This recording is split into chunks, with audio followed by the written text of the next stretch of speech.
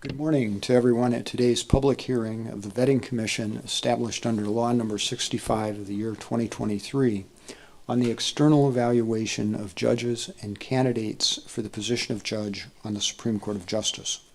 I'm Scott Bales, the chair of the Commission, and I declare this session open. The hearing is being conducted under the Commission's rules of organization and functioning as part of the evaluation process. The subject of today's hearing is Grigorie Manoli, a candidate for the position of judge on the Supreme Court of Justice. The evaluation related to Judge Manoli was carried out pursuant to Law Number 65 on the external evaluation of judges and candidates for the position of judge on the Supreme Court of Justice. Mr. Manoli has been a judge at the Chisinau Court since 2015. During the years 2009 to 2015, Judge Manoli worked as a lawyer at the Attorney's Office Avo Group. Judge Manoli, welcome. I'm joined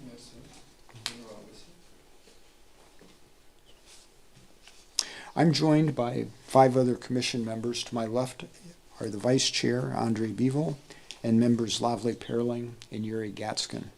To my right are commission members Lillian Ansu and William Brower. The commission is also assisted by members of its secretariat, and you may notice some members of the public or the media in the room. The photographer will be taking pictures just briefly at the beginning of the hearing. The hearing will be conducted with interpretation between Romanian and English. To allow for accurate interpretation, everyone should speak slowly. Only one person should speak at a time. The proceedings are being recorded. The recordings of the Commission's public hearings generally will be available online at the Commission's website, www.vettingmd.eu. within 3 days after the hearing. During the hearing, one or more members of the Commission may ask you questions. You should answer them truthfully and completely. Your explanations are important to the Commission in verifying your financial and ethical integrity. At the end of the hearing, you will be given the opportunity to make a brief closing statement. In posing questions, we consider your privacy and, where appropriate, the privacy of your family members and close persons. So we will leave out unnecessary details relating to such things as ID numbers, specific street addresses, bank account numbers. For the protection of privacy, we ask you to do the same. I will start by briefly reviewing the evaluation process for Judge Manoli. The Commission initiated its evaluation on the 15th of February 2024 by notifying the judge by email and asking him to complete and return an ethics questionnaire and the financial declarations required by Law Number 65. He returned the completed declarations and questionnaire on the 23rd of February. As part of evaluating a subject's ethical and financial integrity, the Commission also obtains information from many other sources, such as the National Integrity Authority, the State Fiscal Service, the General Inspectorate of the Border Police, other public institutions, financial institutions, and open sources. The Commission assesses the information it obtains for relevance and reliability. On the 7th of May 2024, the Commission asked Judge Manoli to provide additional information by May 15th to clarify certain matters. He requested and was given a 1-week extension of the deadline and then provided responsive information within the extended deadline. A second round of questions was sent to the judge on July 3rd, and he provided responsive information on July 10th. The third and final round of questions was sent to Judge Manoli on the 25th of July, and he again provided a timely response. On September 6th of this year, we notified Judge Manoli that the Commission, in its investigation, had identified some areas of doubt about his compliance with the ethical criteria, and we also invited him to attend today's hearing. Judge Manoli, first, do you wish to make any corrections or additions to the answers you've provided to the Commission's previous request for information?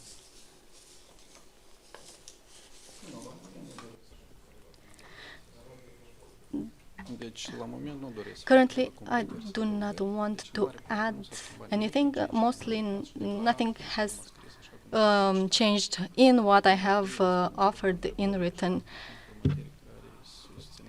So I have offered documents supporting what I mentioned in my answers. Are the answers that you provided to the ethics questionnaire that you returned on February 23rd still accurate as of today?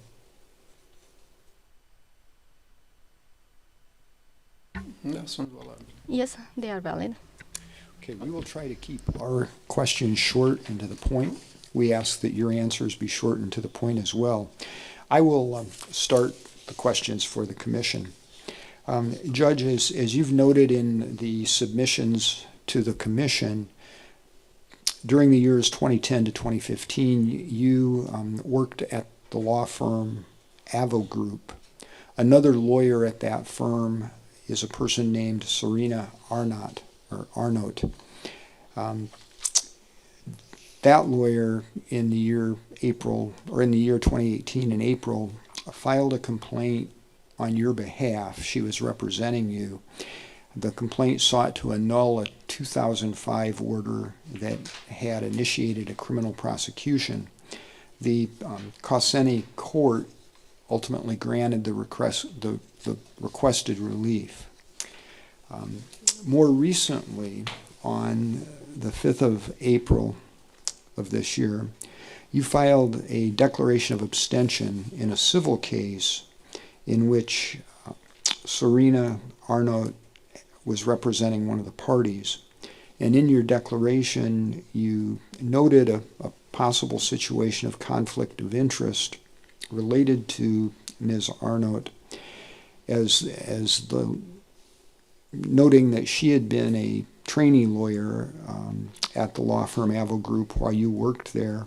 And you also noted her 2018 representation of you related to the annulment of the order seeking initiating a criminal prosecution. So our first area we'd like to talk with you about is, and as we've noted in the hearing notice, in 2017, you participated in a case in which the lawyer Arnott represented someone named Nicole Sampson. Nicole Sampson had been cited for a traffic violation. In that case, Arnott, the lawyer, asked that the contravention be annulled, and you ultimately granted that relief. You were the judge in the case.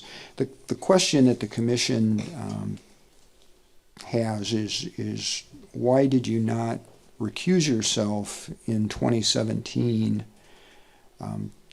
given that you later did so in 2024 in that recent civil case?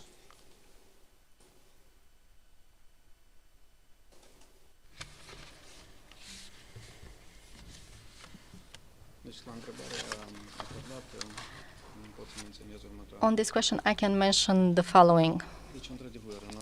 Indeed, in 2018, on the 18th of April, lawyer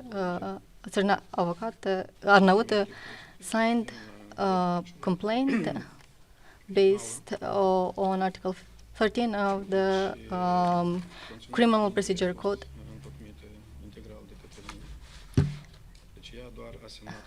I filled in the complaint, but she represented me. The legal assistance was limited to signing and submitting this document.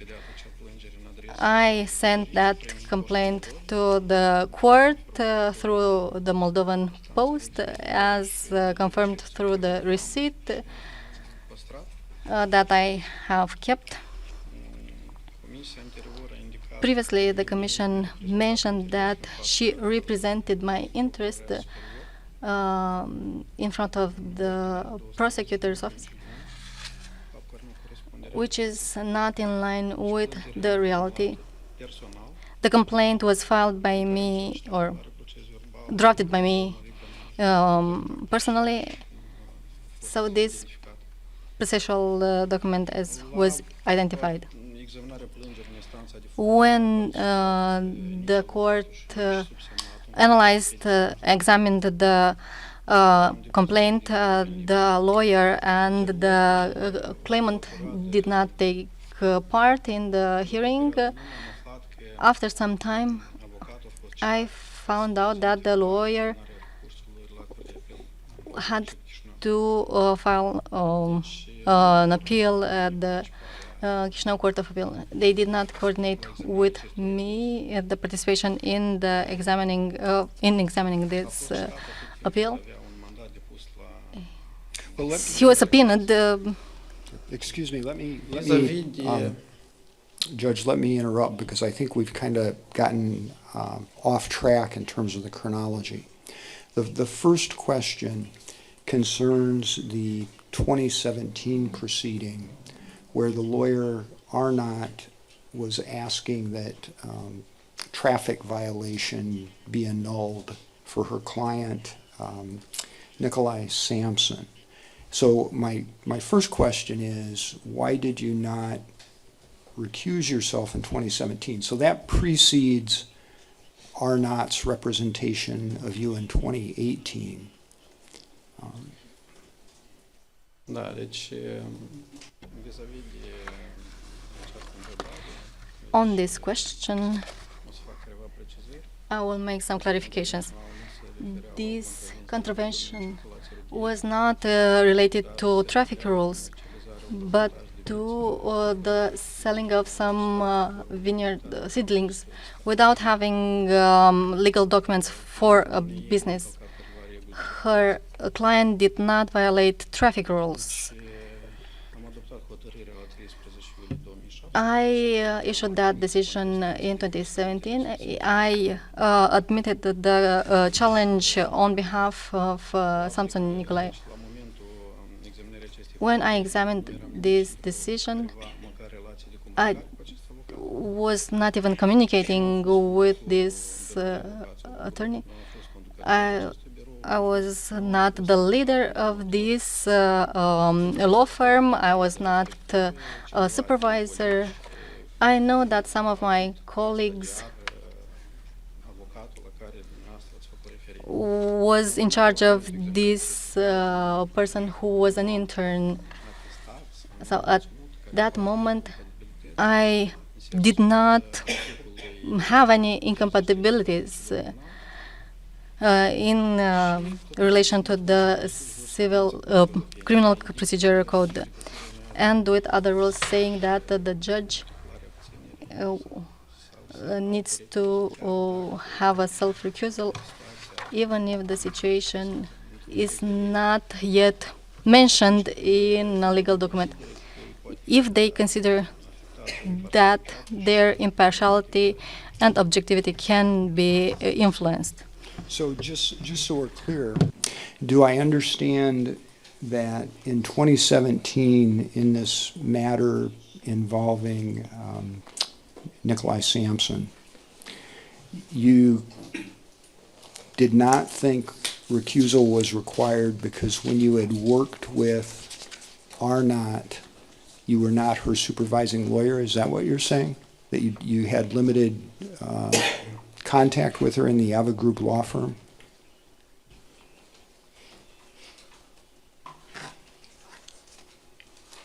Nu am avut niciun contact cu dumneavoastră în cadrul I had no contact with her in the Ava Group law firm. She was just an intern.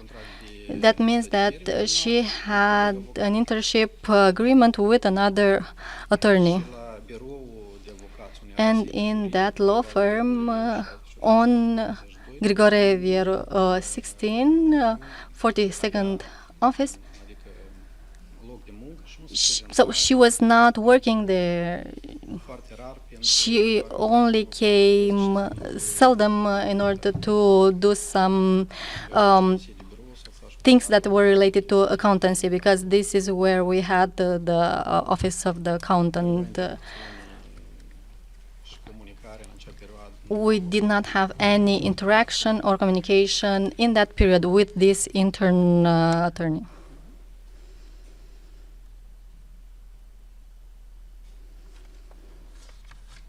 And again, just so we're clear, are you saying that in 2017, you considered whether recusal was appropriate regarding the lawyer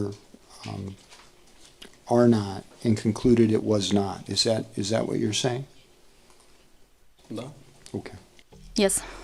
Atât timp cât în conținutul articolului As long as in Article 33 in the Criminal Procedure Code, which was applicable to the situation relating to the self-recusal or recusal, I did not find there any ground that I could specify in order to file a declaration of recusal or self-recusal on this case. atât timp cât nu eram în niciun fel de relație And since I didn't have any communication or any contractual relationship with her, I was not her supervisor. I was not the leader of a group law firm. I was just an associate in this law firm. nu am So reținut careva I did not consider that there are grounds or potential incompatibilities to have self-recusal. care sancțiuni. All right.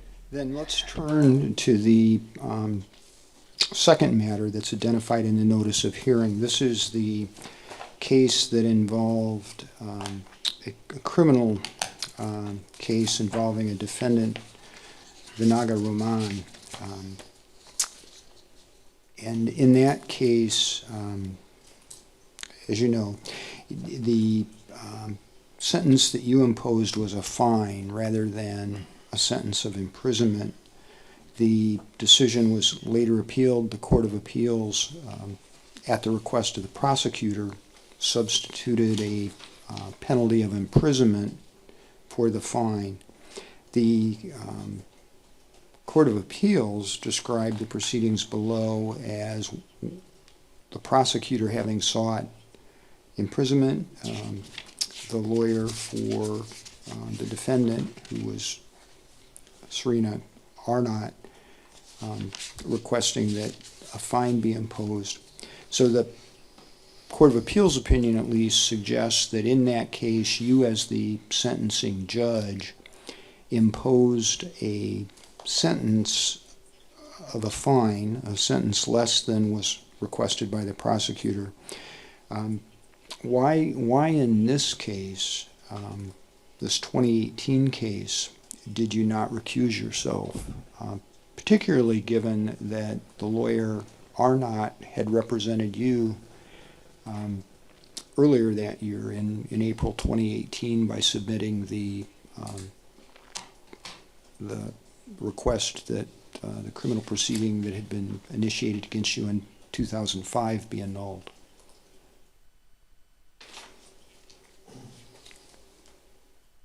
Mersi.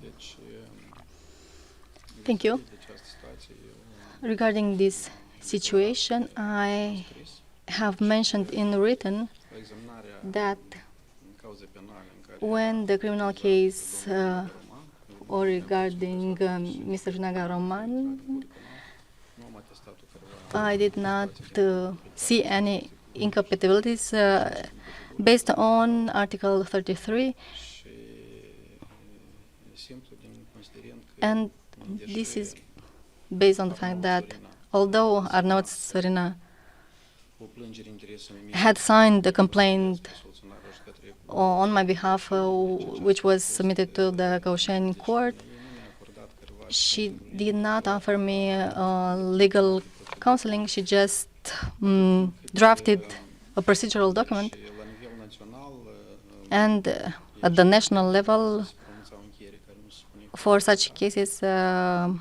there were decisions that did not have any means to be challenged.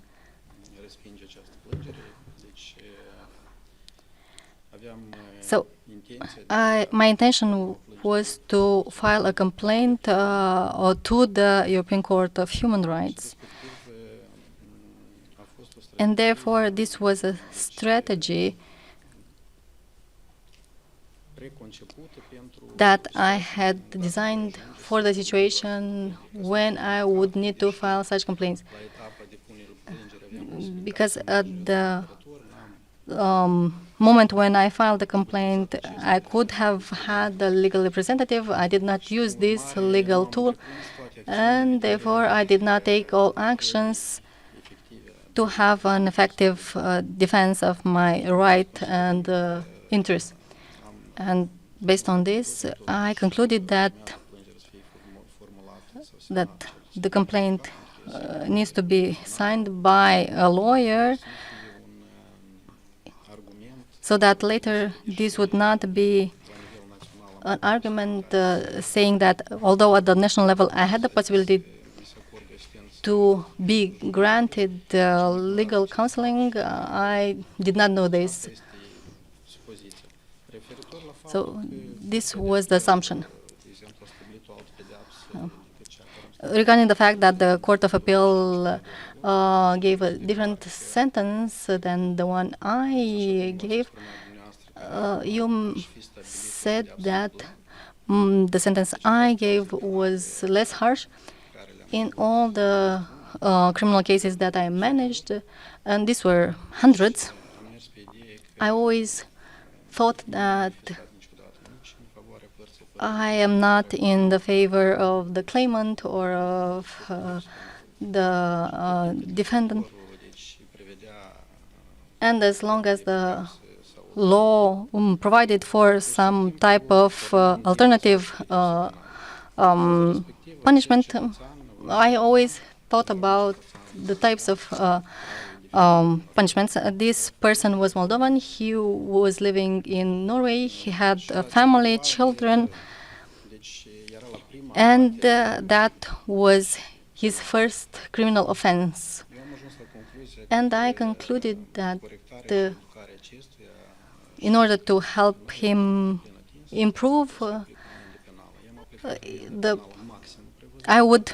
it's better to have a criminal fine. I offered the maximum fine because you could have given a reduction.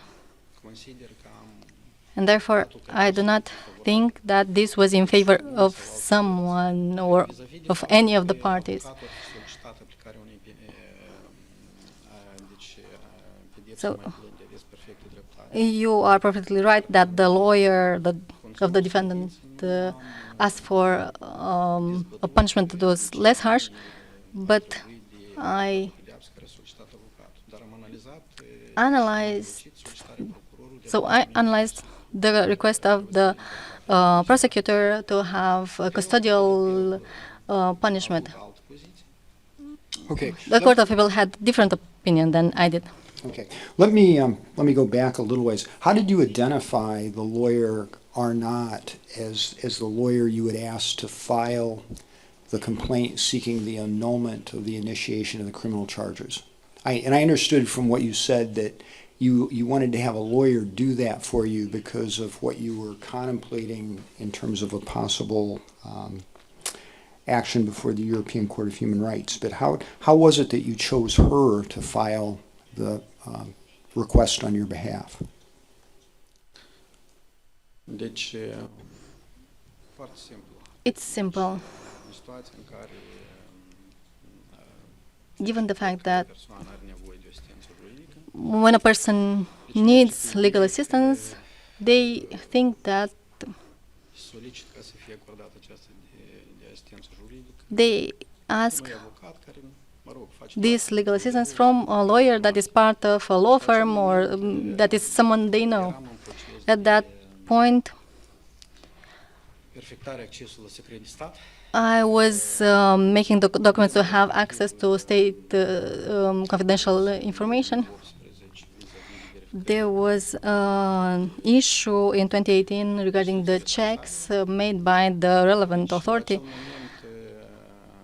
So at that point, I După o perioadă de initiated after destul de îndelungată a long period această procedură this procedure. și practic în ziua în care recepționam And when eram la termen I was on the deadline, I decided to contact someone, sau colegii avocați din biroul în care am well, one of the colleagues from the law firm where I used to work, so that the person would sign this complaint. I didn't have a lot of time because this type of complaints need to be filed within 15 days from the moment the document rejecting the previous complaint is rejected based on Article 298 of the Criminal Procedure Code. So I contacted one of the members of the law firm that I used to work for. This is how I selected her. I didn't have any other thoughts. I contacted one of the members of the law firm where I used to work until 2015. Since January 2009 until 2015. Had you had any, mijlocit la acest avocat. Why did I select her? Aveam nevoie doar simplu Because I only needed to file this mandate and sign a complaint.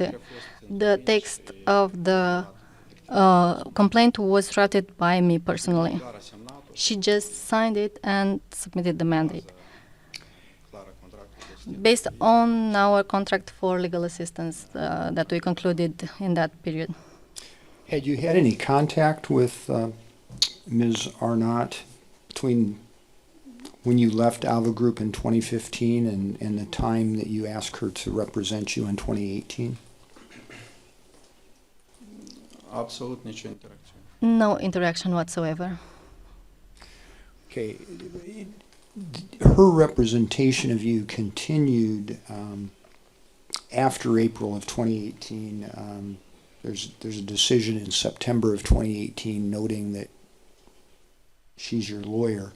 Did you consider when you were handling the case involving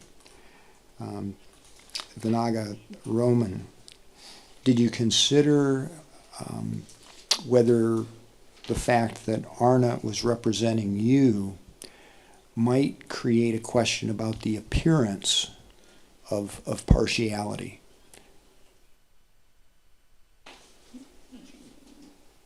La acea perioadă, deci nu m-am gândit la acest At that point, I didn't think about this because the legal assistance, as mentioned, was only limited to signing the document and submitting the mandate.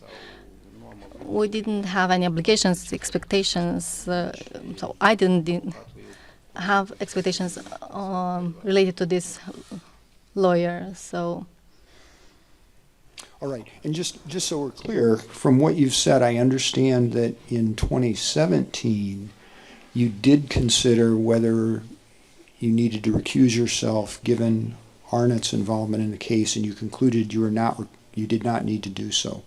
In 2018, in the case involving Vinaga Roman, did you consider that did you consider it at all, or was it just something that never occurred to you given the nature of Arnott's representation of you? And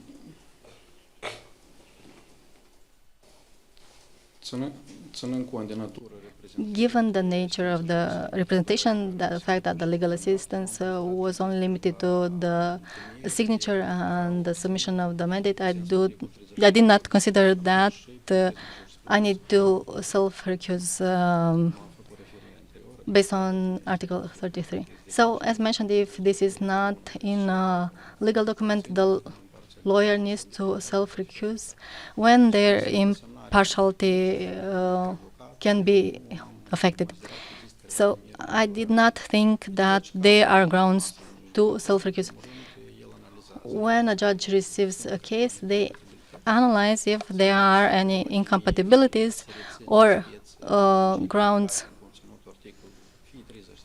to self-recuse based on Article 33 or 50.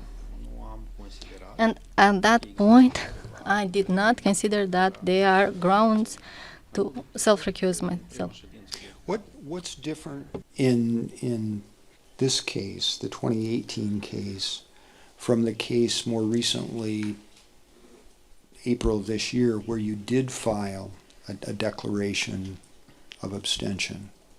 And you noted in that declaration that you had been at the firm Avo Group with lawyer Arnott from 2010 to 2015, and you also noted that she had represented you in connection with the criminal matter.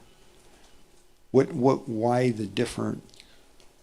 Diferența dintre aceste două cauze The difference between these two cases is the fact that, deci, mă rog, nu știu ce diferență aș well, I don't know what difference I could identify between these two cases, but in 2024, when I filled out the declaration for self-recusal, Deci, în primul rând, First of all, de o cauză we were discussing about a civil case which involved two parties care își formulau pretenții unei which had claims one against the other. The situation was quite tense in that file. plata pensiei. It was about the payment of alimony for a minor. Cel puțin atât The parties, both the claimant and the defendant, din câteva ședințe de judecată aveau from what I understood, juridic suficient. had enough legal knowledge, Destul de conflictuală între and the relationship was quite conflictual. această declarație de abținere. So when I filed this declaration, I was in the vetting process, Deci a fost, and deci eu am indicat aceste circumstanțe de I mentioned these circumstances ca să mă conving că în celelalte cauze, două cauze sau trei cauze care and I needed to make sure that procedat corespunzător, adică am procedat in the previous two cases I acted in the proper manner. declarații curțene, până la urmă a fost examinată. This declaration was examined. The judge that was randomly selected noted all the arguments that I mentioned in written O motivare suficientă and offered sufficient and adequate motivation. temei de They said that there is no ground to support this declaration because just because this lawyer represented me in a pe rolul proceeding în instanță. that was in one court. So ultimately, in the 2024 matter, your declaration of abstention was not accepted. The judge who reviewed it said you should stay on the case.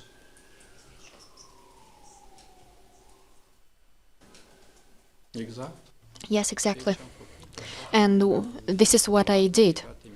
I've I explained my reasons. I also described all the events. I explained when I submitted that request in each year, when exactly. And afterwards, I received a decision that was made upon my request. And in that document, it was mentioned that there is no ground for me to do the recusal. Although this lawyer previously represented me in a different case in 2018. It was the first and only time when she signed that document for me on my behalf. În altă cauză nu mi-a reprezentat. And she did not represent me in any other cases. She did not provide any legal assistance, nor written, verbally, any other type of legal assistance. So she did not provide. And I did not request it. All right. Let's briefly then talk about one other matter, and this is the proceeding in May of 2023 when Attorney Arnott was seeking a determination that a person was deceased because of their absence over an extended period of time. And Judge, I just want to clarify, in that matter, did you consider in that matter whether recusal might be appropriate?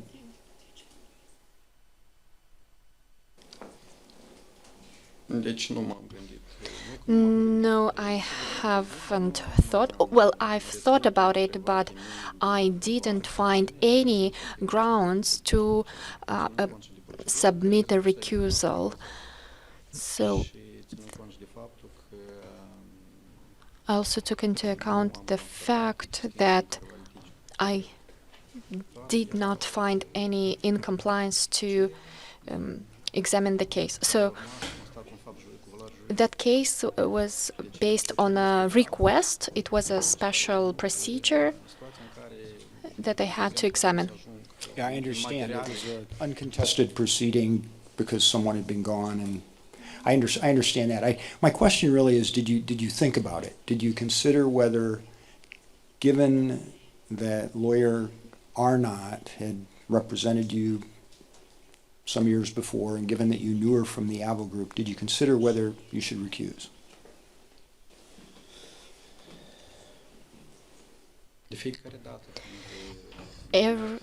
Each time when I receive a case, it doesn't matter, civil or criminal or administrative case, I have this obligation to assess all the details. If I find certain reasons based on legal acts that I have to do the recusal or not, so of course I'm thinking about it. And if I find that there are certain incompatibilities, then I do. And if at that time I have found any incompatibilities or discrepancies, then I would have followed the rule of law, the rules. All right. Let me see if other commission members have any questions on these issues. I see Commission Member Beeville and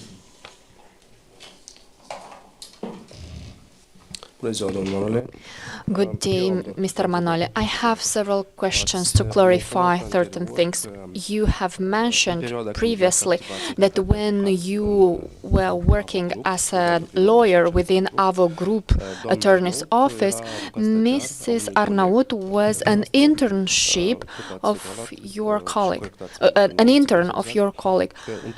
And you also mentioned that you did not interact, you did not communicate with Mrs. Arnaut. My question is, when you had a need to have an attorney, a lawyer, to represent you formally or informally, like to sign this request, who introduced you to her? How did you contact her?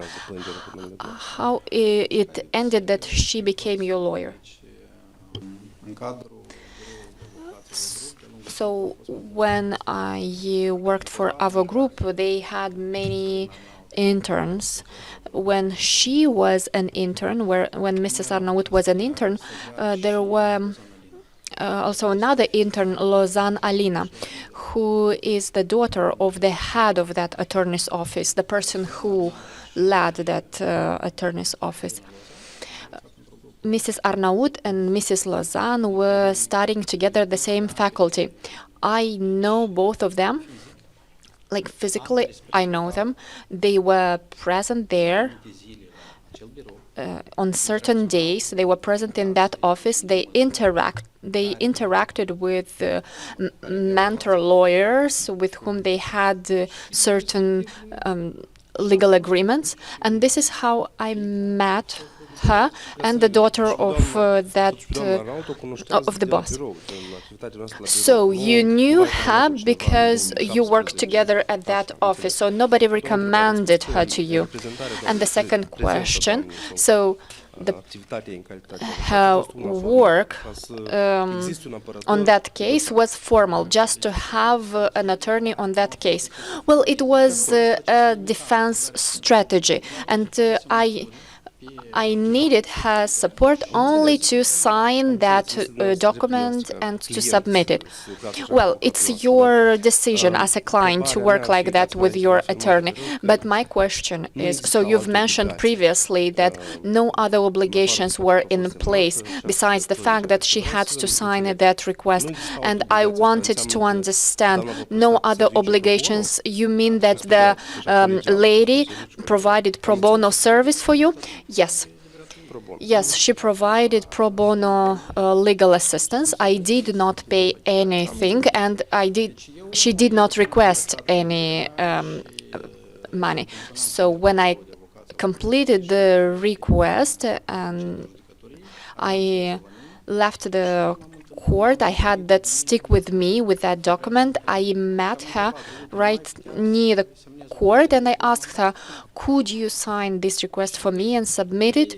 And she said, she simply answered to my request, yes, and then we moved to, we headed to that office on Boulevard Grigore Manoli 16. I printed that document, I wrote down the name of the lawyer, we completed all the documents, and she signed, and I was the person who sent it via post. I do have the bills, the confirming documents that on May 4th, 2018, I submitted it. I submitted it. And the last question, you also clarified that this request was examined in your absentia, but we do understand that the attorney, your lawyer, participated during the second hearing. Yes, I've heard about it, that she was present there, but I did not request her to be present.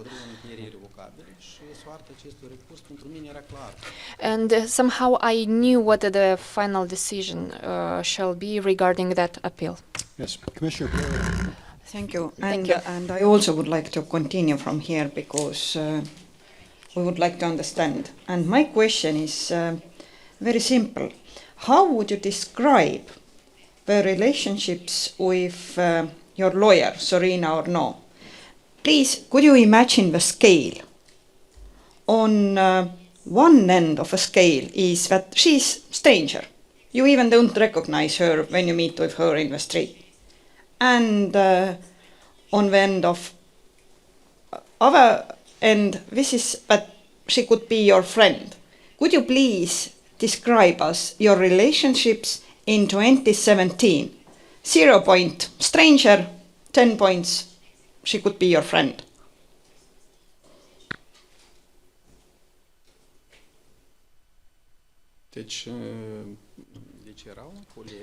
So she was an intern, a colleague, who was doing her internship at the same attorney's office where I was working at that time. That's it. I cannot describe this relationship from 0 to 10 because I didn't have any relationship with her. I didn't have any relatives there in that office. All people who were working there were strangers for me. And I didn't have any type of relationship, like friendship relationship with any one of them, including Mrs. Arnaut. We communicated the way the colleagues in an attorney's office would communicate. I was communicating, and I still communicate with all lawyers who were there in that office. For example, if we meet on the street, we greet each other, we congratulate each other with different events like birthdays and other holidays. So with all of them, I still communicate. I have worked there on different positions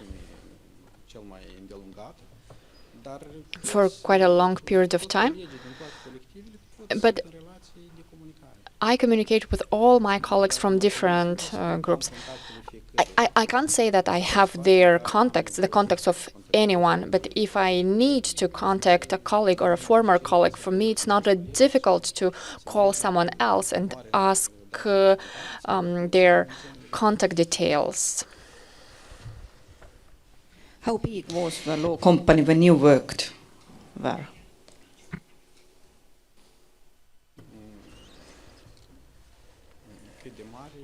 How big? You mean the number of associates lawyers? Yes, number of colleagues, let's say. 10-12. 10, 12. Deci, efectiv, care figurau în lista avocaților The lawyers who were included in that associates în interiorul acelui birou. list were around. Doar 4 mis. So in the office there were around 4 desks, like 4 places. I mean, not all of them were present there. Prezentau preponderent un număr mai limitat decât A limited number of lawyers were present in that office compared to that list of members that the office had. And my last question, how long you work together? Deci, efectiv, în cadrul biroului de avocat, In fact, within Avo Group office, I was working from January 2015, data la care am 2008 by 2015. Thank you. Do any of the other commission members have any questions on the topic of recusals? Okay, if not, I think Commission Member Yuri Gatskin will take us to another topic.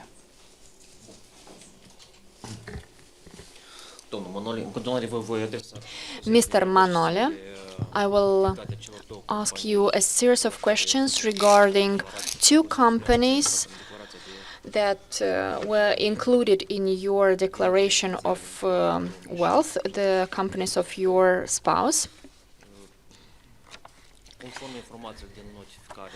Based on the notification that you received, you have noted that the Commission found that between 2017-2022, you included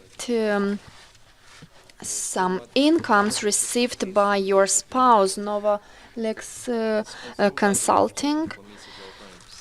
So a total of 328,000 lei. But based on the tax authority data, your spouse received only 9,766 lei. Also, based on those data, the turnover of that company was lower. Could you explain how your spouse received such an income, and what kind of documents did you use when you submitted that declaration of wealth? So the incomes that you mentioned were included in the account, in the point 6 of that declaration. In that document, it is mentioned that I shall include the income, but not the type of income.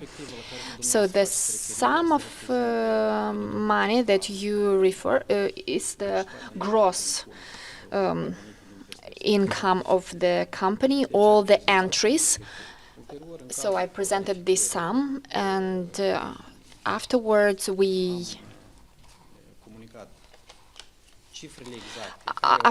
I presented the real numbers that represented the salaries, the dividends,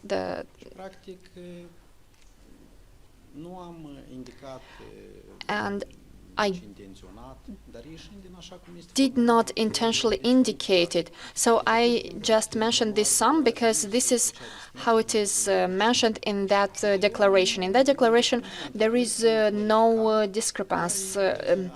There isn't a need to present gross and net income separately, just the income. And at Nova Lex Consulting, my spouse had a salary. It doesn't matter. It was a small salary, but she received it regularly. And I did not include some amounts or some sums that are invented. I used the numbers from those balance sheets of the company. And this is the total number, the total amount for a certain period of time. And some expenditures or some amount of money was spent on renting the office where the operations were occurred.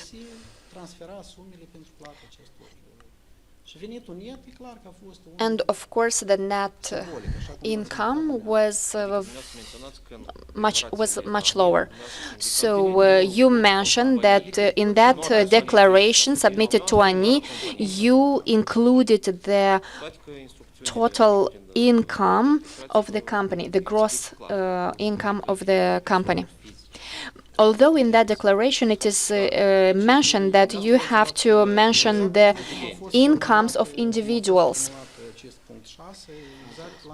So based on how that point 6 was defined and described, so based on that information, I included this data. If it detailed the fact that I have to include the dividends, the salaries, and so on, I would have done it. So you declared 328,490,000. So this is the salary plus dividends? No, this is the gross income of the company. Afterwards, my spouse told me the figures relating to her salaries and dividends. The fact is that the Commission did not identify that the company paid any dividends to your spouse. Take into account that the company had some or registered some profit only in 2017 and 2019. Yes. Maybe in relation to this Moldovan company, my spouse received only a salary.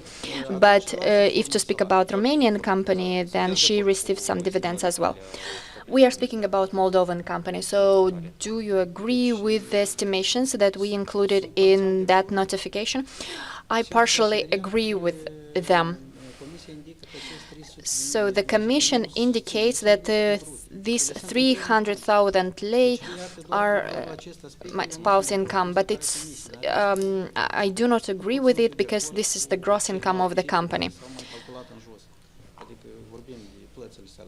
But I do agree with those sums that describe the salary received and the profit that the company registered in certain years.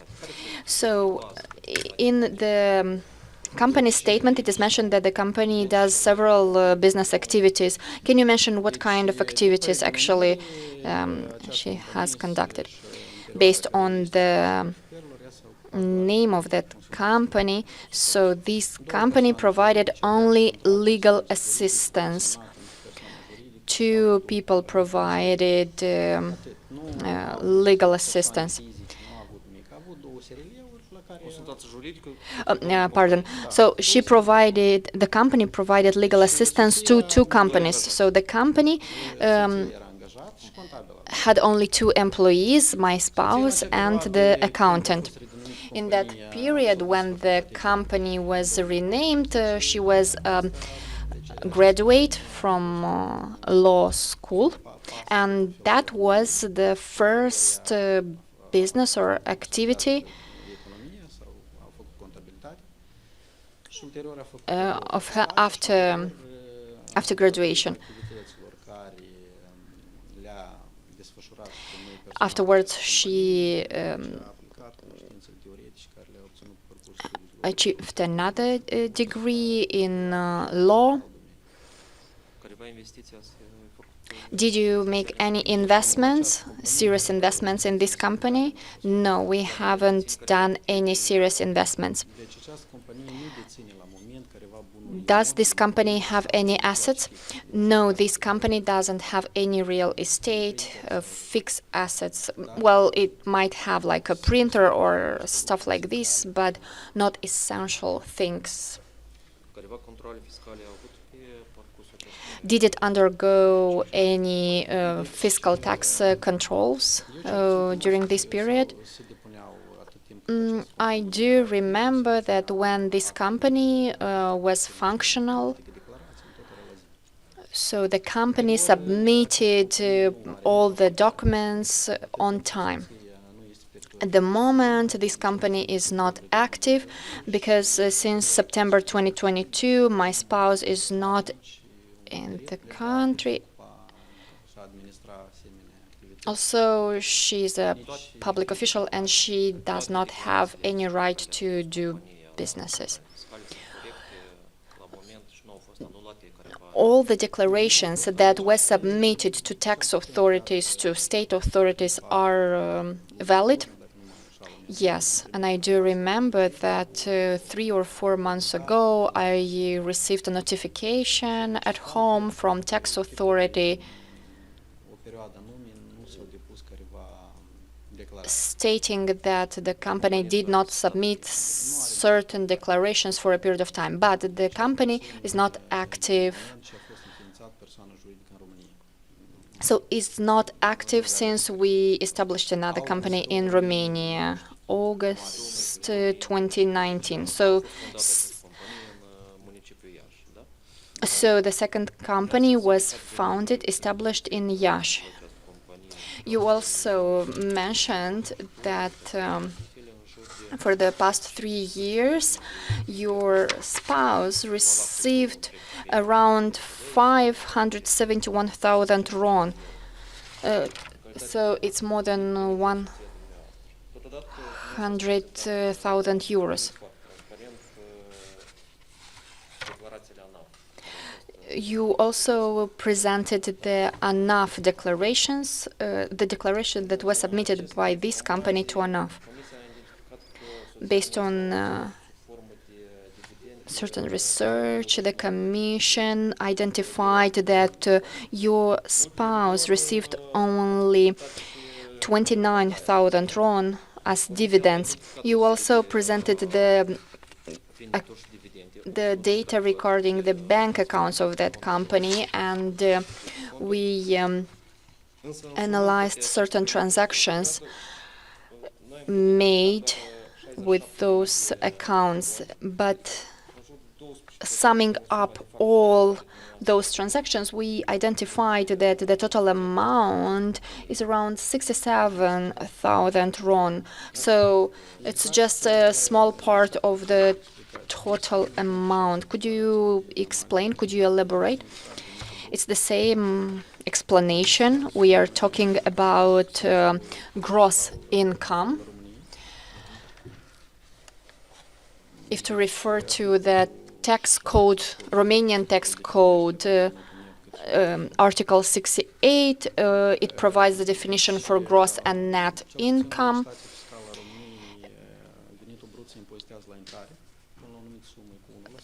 So the gross income is taxed with 1%, and then with 3%. Even in that declaration, I was explained that some income is the income that is not taxable, because we received some European funds in several installments. Yeah, around 40,000 euros. And 60% of this non-taxable income was used for buying fixed assets. Just a moment, let's clarify the things with income. So, in real term, your spouse, as individual, received only 29,000 RON as dividends.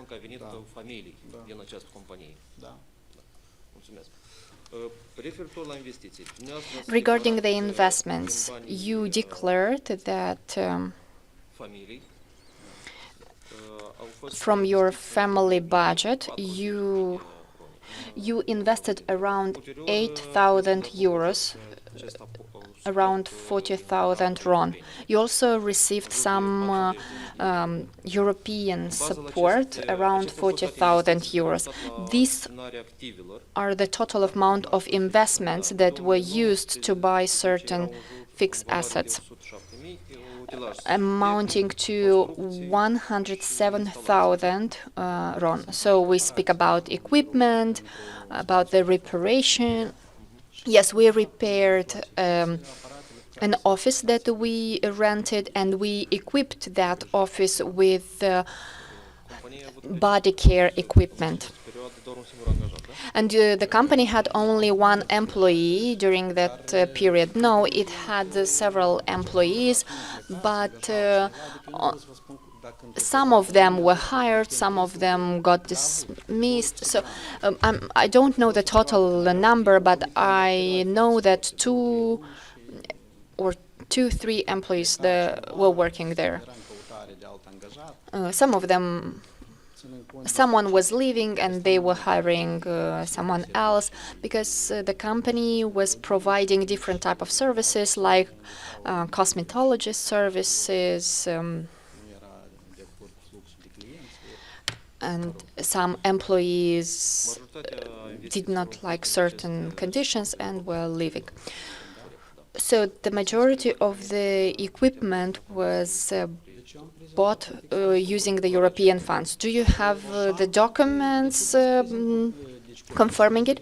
Yes, I presented all the needed documents in regards to this company, Romanian company. I presented all the folder with all needed documents, all the purchasing contracts, transfers, bills. Everything is in place. If it's needed, then I can submit all the folders that I have, because we had very strict accounting on purchasing aspects. Because when you receive certain European funds, so you need to submit your package of documents, your proposal. It's a complex procedure that allows you afterwards to do the purchasing, and of course all the documents are in place. We preserved them. Later, your wife was no longer the administrator, and this was taken over by your daughter, Manoli. Is the company active now? No.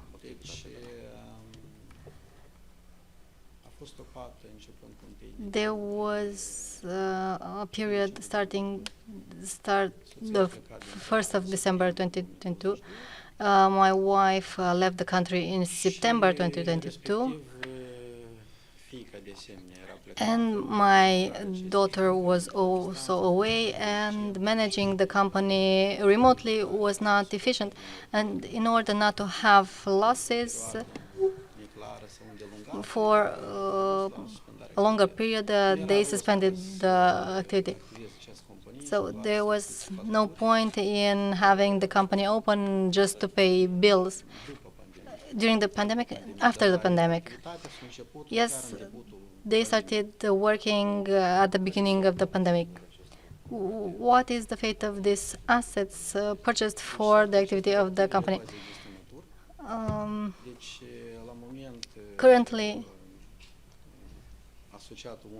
the sole associate of this company is thinking about closing this company, and part of these assets will represent incomes for the associate. The associate is the wife. My daughter is the administrator. You have not sold any of the assets so far? No. All the fixed assets that are mentioned in the reports to ANAF, in the accounting documents, they are present in the office. So currently 137,000 RON. This is the initial value, but during the year this can decrease. But when we mentioned it in the records, well, we have not reached the moment of the sale so that I could tell you the value. I could not tell you at the moment of this hearing what is the real value. According to the last ANAF report you presented at the end of 2022, it was 137,000 RON. I have no other questions. I would like to make a clarification. You asked about this fixed asset. So, based on the nature of the support offered by the EU, there was a prohibition to sell them for a period of 5 years. This is why we cannot close the company, because we need to wait for this period to expire. This is in your agreement. And the investment fund mentioned this. Can you provide us this contract? Yes. So the term, it was for 5 years. If I'm not wrong, it's 5 years, but I think it was mentioned in the contract, and the contract mentions all obligations. And if you violate any provisions, you need to pay back the amount that you received. Do any of the commission members have any additional questions for the judge? Yes. If you allow me, I would like to ask another question about the first subject, the first object, the recusal thing. Judge Manoli, you mentioned in one of your answers Article 33 of the Criminal Procedure Code on recusal of judges. And I seem to remember that you said, in that case, I didn't find any reason mentioned in Article 33 to recuse myself. That's what I understood. Is that correct?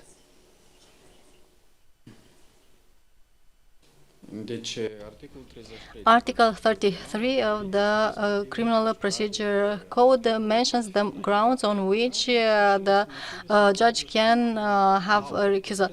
And this is also applicable for self-recusal or the abstention. But you said you didn't find any reason, according to Article 33, to recuse yourself. That's what you said. But have I understood that correctly? Yes? Okay. I have another question in that context. Can you imagine a reason for self-recusal that has not been mentioned in Article 33?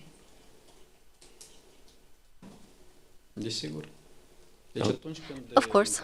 Okay. When the impartiality or objectivity can be questioned from the perspective of an objective examiner. And each time I considered that there is such a reason, I drafted this declaration for self-recusal. Most of these declarations for self-recusal that I drafted, if the reason was not in that article, most of them were rejected. And the same was for April 2024. I mentioned some circumstances. I had this written declaration, and I sent it for examination. In fact, you mentioned one of the reasons for self-recusal that is also mentioned in Article 33, because Article 33 is not a limited list. It's everything that can shed a light on the impartiality or the non-impartiality of a judge could be a reason. In that context, I really don't understand you. Apart from being impartial or not being impartial, and not a judge of that in this context, but the reason you mentioned on impartiality, or in your request for self-recusal of 5th of April 2024, you say, I want to recuse myself. This was not admitted by the judge, but I want to recuse myself because this lawyer signed electronically a decision of mine, of a decision in March 1924, and she was a trainee lawyer in the AVO group where I worked, etc., etc. What's the difference between the other cases? I don't understand. I really don't understand. Deci am explicat simplu. I explained this in a simple manner. In 2024, since the vetting procedure was initiated in my regard after submitting the application, so because I wanted to apply for a position as a judge in the Supreme Court of Justice, I drafted this declaration of self-recusal, and I stated for the public, or at least for the judge that was to be appointed to examine the request, so I mentioned these grounds just to make sure that in those cases where I was a judge and I did not file this declaration, and my presumption was correct. There were some circumstances that I indicated to the Commission.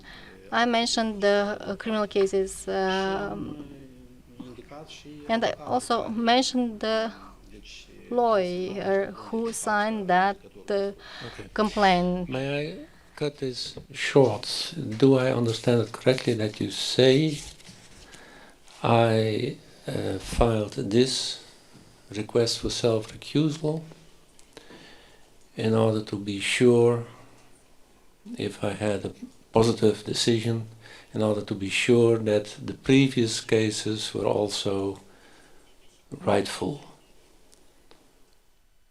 Is that correctly understood? Deci am formulat această declarație de abținere. I filed this declaration of self-recusal so that it is analyzed based on the circumstances mentioned there, on the fact that this lawyer previously signed a complaint on my behalf. I think Would this be appreciated I by? think my summary wasn't adequate. Excuse me for this. I'll try again. You finally filed a request for self-recusal. It's okay. It's very good when a judge comes to that decision, and this request was not granted by the judge. So with this, you showed that you had your considerations about this lawyer in the previous cases where you didn't recuse yourself. Is that correctly understood?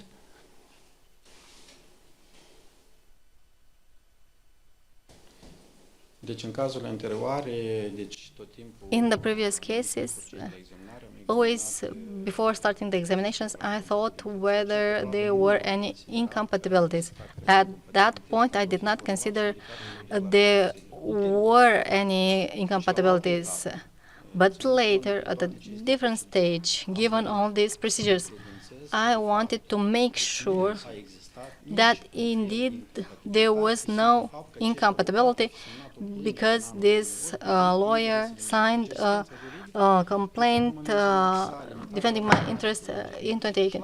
So the legal assistance was limited to this signing and to one hearing in the Court of Appeal in Chisinau, although I did not request this of her and she did not coordinate this with me. You're quite clear now. And did I hear you say that at the start of the vetting procedure, did also stimulate you to do a recusal request like this?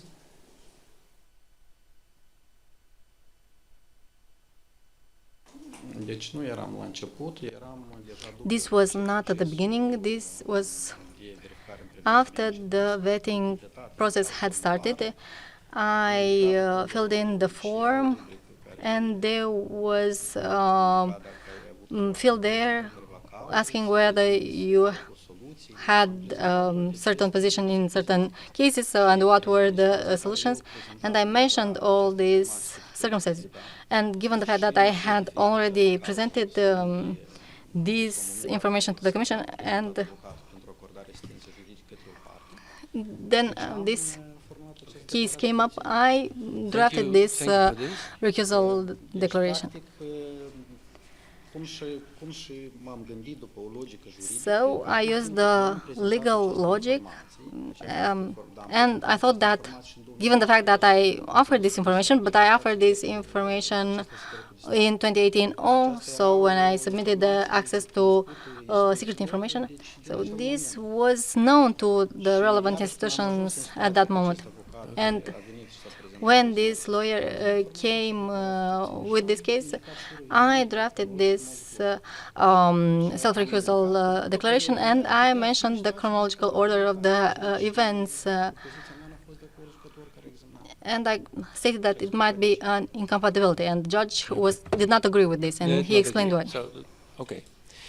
Then, if you allow, Mr. President, other thing I really don't understand. It's about the declaration of the income of your wife.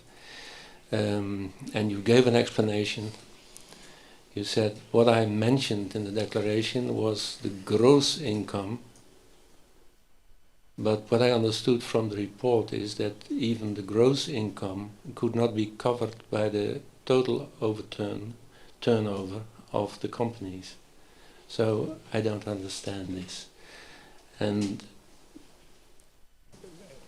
up to now, you haven't, at last, well, perhaps for my colleagues, I mean, I don't know what my colleagues think, but I really don't understand. What I know is that taxable persons tend to declare a lower income rather a lower than a higher, and what you did was just the other way around. And you knew, at least you should have known, that the income of your wife was much lower. So, can you explain this just in clear words and keep it simple?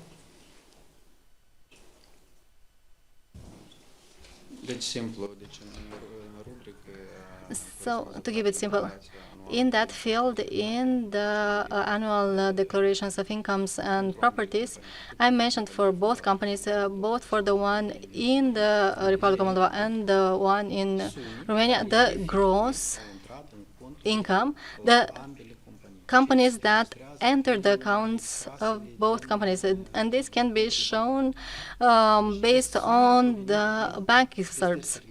So this is from services that were provided. So these amounts were in the accounts of the companies.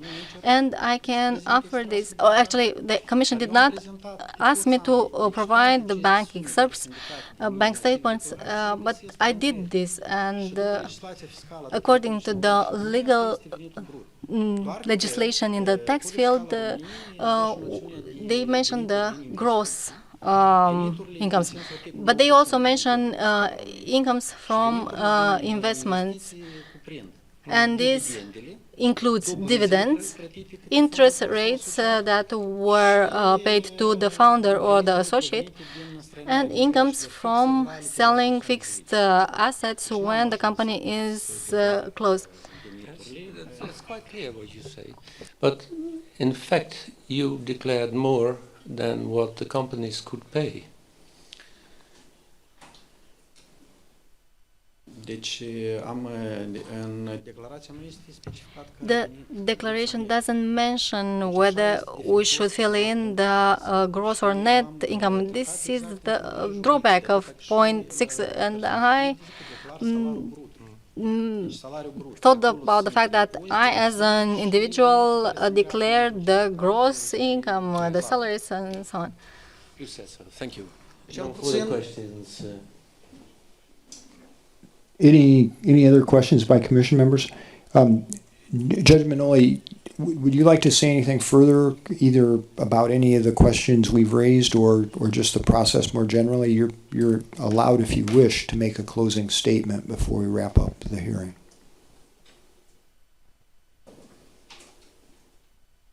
Deci ținând cont că totuși au apărut Given the fact that there were these unclarities regarding the two legal entities, I can state for sure that despite the fact that the members of the Commission reached the conclusion that I shouldn't, or they shouldn't have declared the gross income but the net income, I didn't do this to hide something. din natură I did not have expenses that would exceed my incomes, and therefore this would be an opportunity to create a false impression to the observers.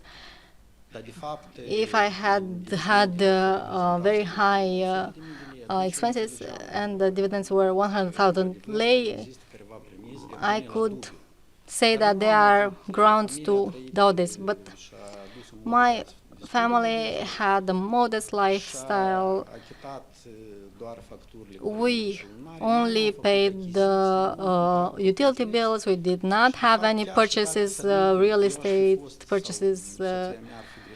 And given the fact, even if my wife Doi la mână noi n-am avut made a mistake, she did not do this intentionally. So we are not trying to hide anything. cererile care au fost The expenses were the ones that were declared, the ones from the salaries. familia ascunsă nu a avut. My family didn't have hidden expenses, so that we had to make some figures larger to create the impression that we earned 2 million, for example. A fost o eroare. It's possible that this is a mistake. Maybe we should have mentioned only the dividends. Această rubrică în punctul 6 nu But este menționată under expres point acest 6, fapt. Este operat cu it's not mentioned clearly. It's mentioned that we need to mention the incomes. And since it's not mentioned whether it's the gross or the net income, I don't see this as a major violation, so that there are so many interpretations. All right. Judge, that brings us to the end of today's hearing. Thank you for your submissions and your answers to our questions. After the hearing, the Commission will approve an evaluation report stating its conclusion whether the subject meets the criteria for ethical and financial integrity under Law Number 65. The Commission will strive to complete its report and announce its conclusion as soon as possible. It generally seeks to do so within a month after a subject's hearing. This hearing is now closed, and I wish everyone a good afternoon. Vă mulțumesc mult.